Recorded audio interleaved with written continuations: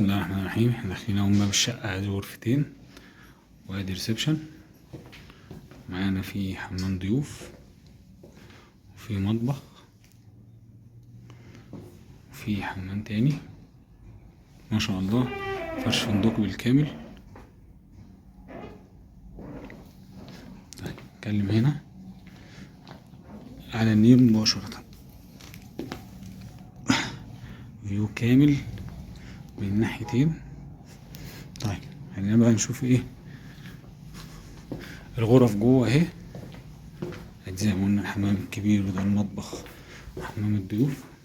طيب ادي هو الغرفة وليها بلكونة تشوف برضو النيل من الجانبي. طيب توزيع الكهرباء. ادي الغرفة التانية اهي.